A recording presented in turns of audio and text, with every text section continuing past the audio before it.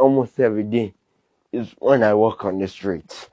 Children pointing finger at me, saying, "See how you are walking. Walk very well."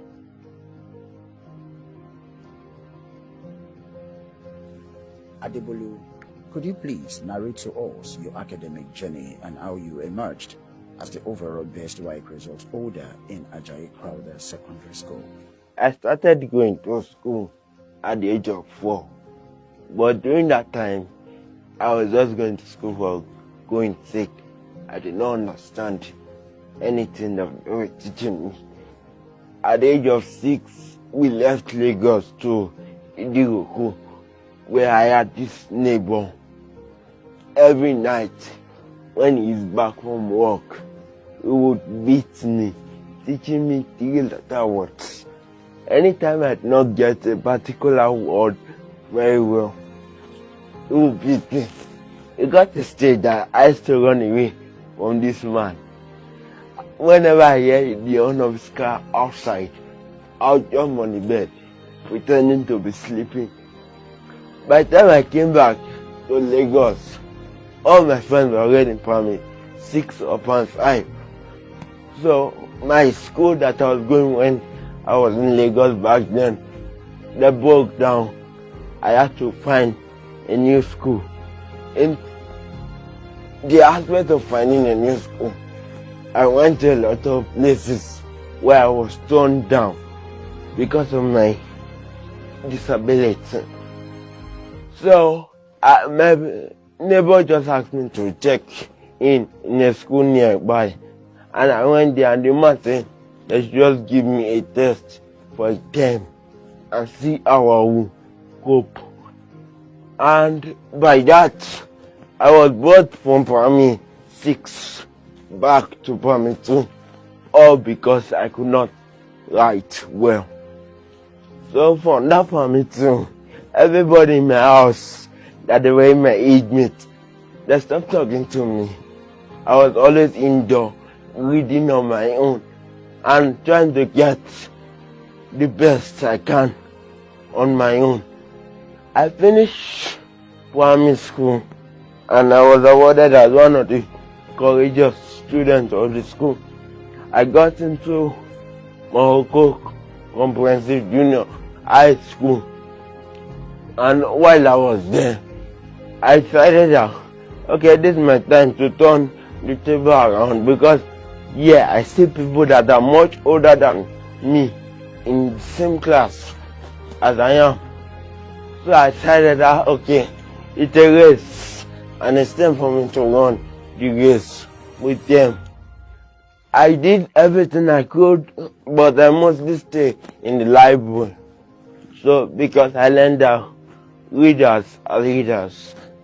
So I graduated from Morocco Comprehensive Junior High School, but a teacher told me to take transfer due to relocation of houses. I took transfer to Ajayi Crowther Memorial Senior Grammar School, Baiga.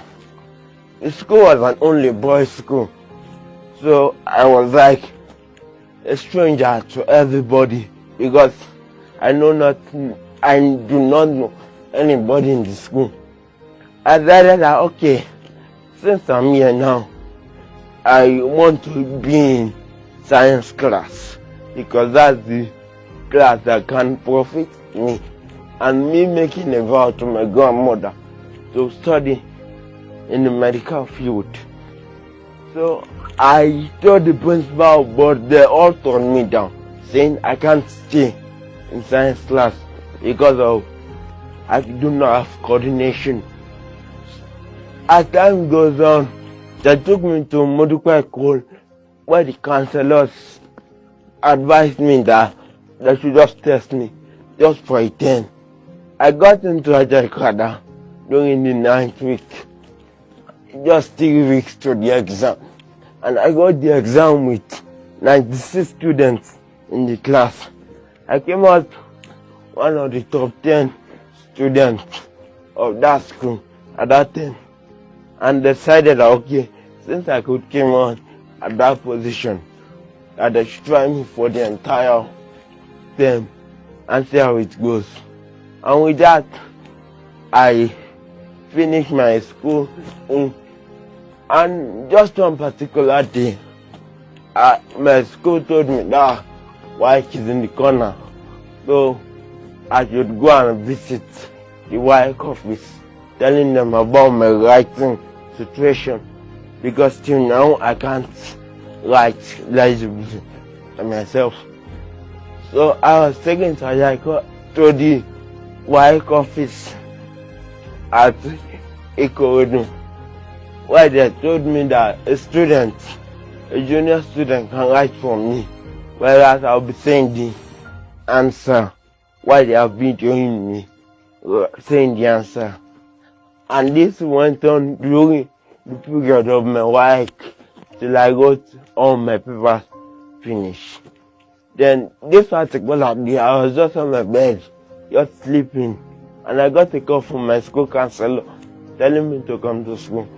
I didn't know why, but when I got to school, I saw that they wanted to award me as the best student of 2021, Ajayi student in WAEC.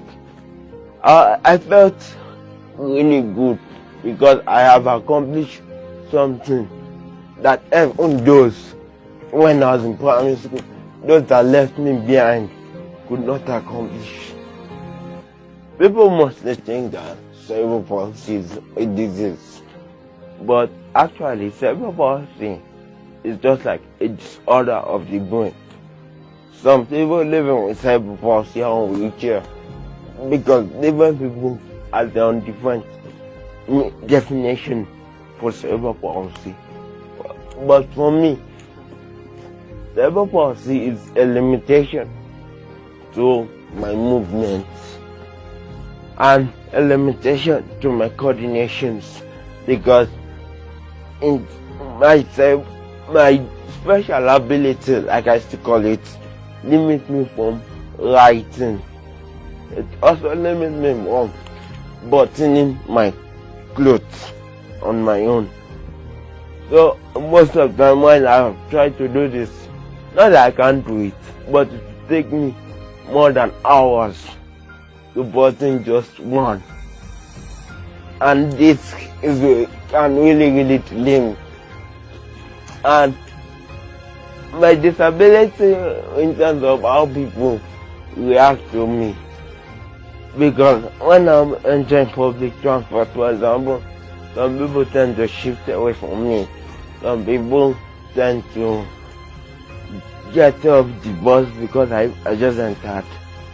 And while I'm in school, some people withdraw their words because they believe that I'm their classmate, and stuff like that really affects me emotionally. But I try not to react to it. When I was much younger, my grandma called me one particular day asking me what will I become in the future. I told her a lot of different occupations, ranging from soldier, engineering, a lot of things. But she was like, can't I go and study medicine, become a doctor? I was like, no, but why? She just said she wanted me to become a doctor. Ever since then, that has been my aspiration, to be in the medical field in order to make my grandmother proud of me. A saying goes thus: when you know and you accept your problem, you have found the greatest solution to it. Because if you say that, okay, you have cerebral palsy, and you lock yourself in, or you lock your world with cerebral palsy indoor, I tell you this today, tomorrow that boy or that girl you lock indoor will become a liability to you. But if you leave them to allow them grow wings and fly, tomorrow they will be the one helping and caring for you in order to repay you of all your work there. So, as a parent, if you have a child with cerebral palsy or any kind of disability, try and get to the talent of the child. Get to know what the child wants and try and encourage the child to socialize.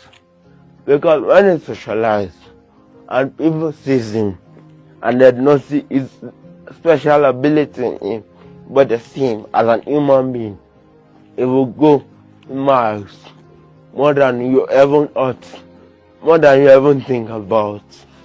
And my advice to the government is that they should spread the news more, give out information, and a lot of healthcare facilities can be done to people with cerebral palsy in order to help them accomplish their full potential in life. One of the most unpleasant assessments I ever had was when I was in GS1. That day we were having literally a debate section on the assembly. They just called us out and we were all outside. So they were like, we should go back to this class and bring out our chairs so we can just sit down on the assembly instead of standing. And I turned back saying that I should go and get my chair. All your students just rush on me, stepping me on the floor. I actually had the taste of sand that day. All my white screen uniform, they turned into brown. A lot of people stepped on my head that day.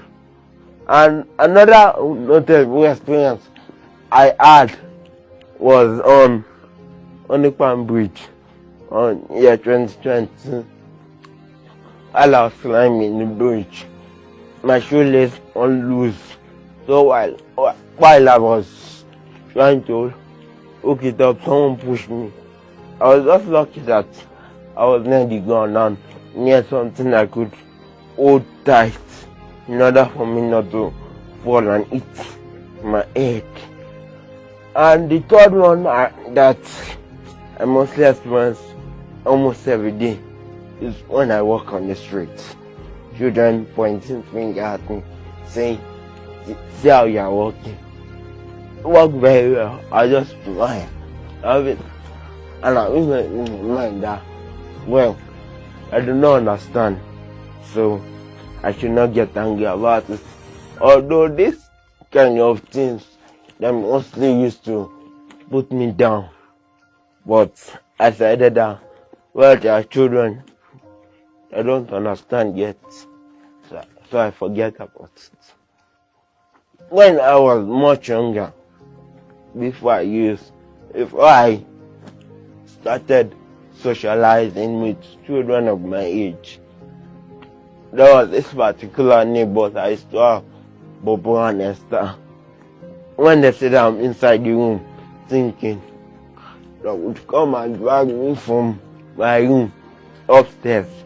We would play together and they really kind of built my confidence in talking. In fact, the most pleasant experience I ever have is being a child with cerebral palsy, because I'm very, very proud of my special ability. When I think about me without it, I used to see myself, instead of reading, playing football or walking around the street with no aim. So this kind of thing, they won't put me in the position I am in now. Due to my cerebral palsy, I met a lot of incredible people that are sponsoring me. People like Yanuwa Children Care Foundation, people like Anthony Coupe, people like Manuel-F Foundation, and a lot more that are helping children with cerebral palsy. Through them, I've been able to meet the governor of Lagos State. I've been able to meet the owner of Ife, and a lot of remarkable people in Nigeria. So me having my disability is the greatest joy that I can ever have. For now, since I'm not more in school, I use my Saturday to build videos telling the world on Instagram about people with cerebral palsy, using myself as an example.